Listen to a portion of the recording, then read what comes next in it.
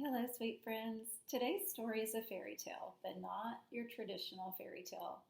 Our princess is not what you might expect, and the ending is quite different than you would expect in a fairy tale. It's written by an author who has a wonderful sense of humor, and most of his books have a funny twist. His name is Robert Munsch. We've definitely read a couple of his books before in class. This one is called The Paper Bag Princess. Illustrations are by Michael Marchenko. They work together a lot, Mr. Munsch and Mr. Marchenko. Elizabeth was a beautiful princess. She lived in a castle and had expensive princess clothes. She was going to marry a prince named Ronald.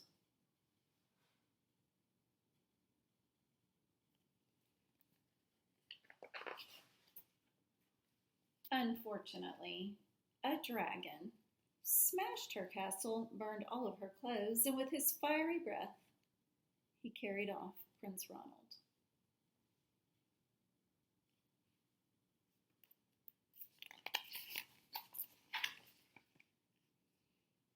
Elizabeth decided to chase the dragon and get Ronald back. She looked everywhere for something to wear, but the only thing she could find that was not burnt was a paper bag. So she put on the paper bag and followed the dragon. He was easy to follow because he'd left a trail of burnt forest and horses' bones.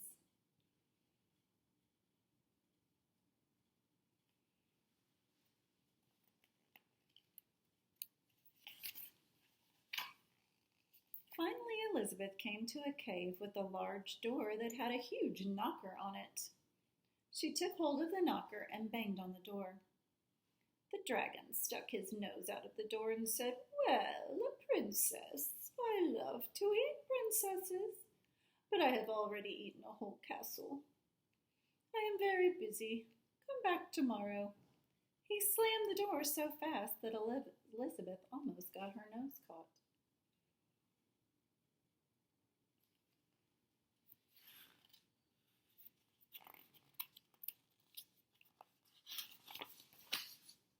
Elizabeth grabbed the knocker and banged on the door again.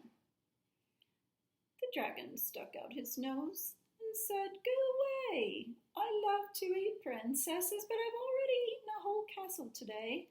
I'm a very, very busy dragon. Come back tomorrow." "Wait," Elizabeth shouted. "Is it true that you are the smartest and fiercest dragon in all the world?"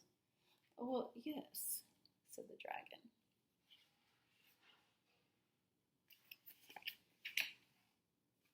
"Is it true," said Elizabeth, "that you can burn up 10 forests with your fiery breath?" "Oh, yes," said the dragon, and he took a huge deep breath and breathed out so much fire that he burnt up 50 forests.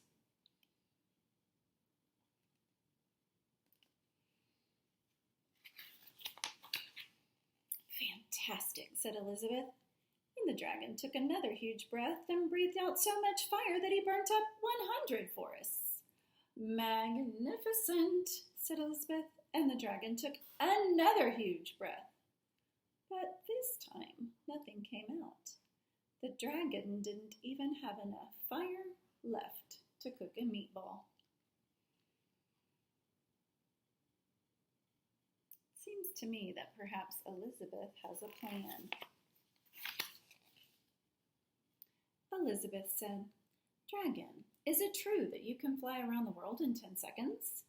"Oh, yes," said the dragon, and jumped up and flew all the way around the world in just 10 seconds.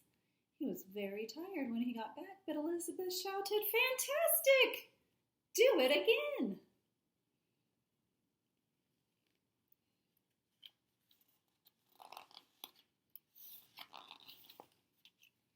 One moment. So the dragon jumped up and flew around the whole world in just 20 seconds. When he got back, he was too tired to talk, and he laid down and went straight to sleep.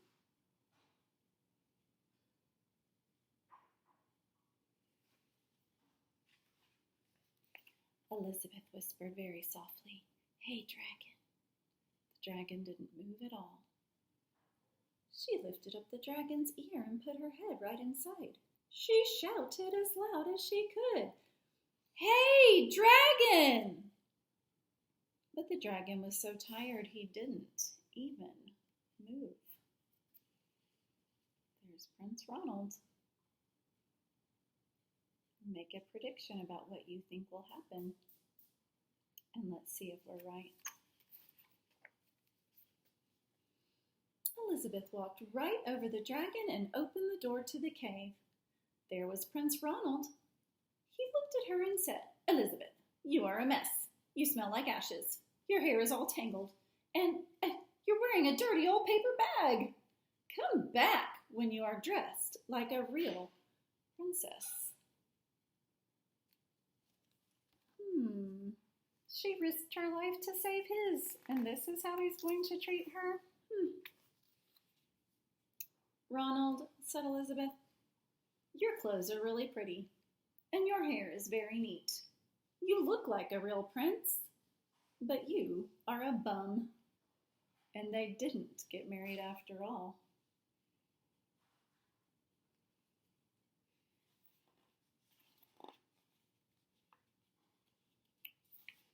And Elizabeth skipped off into the sunset by herself. Now, if you were trying to figure out what the author's purpose was, certainly it was for entertainment. It was a very funny story.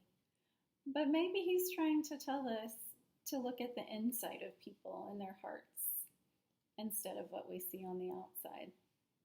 I hope you enjoyed our story. I'll talk to you soon.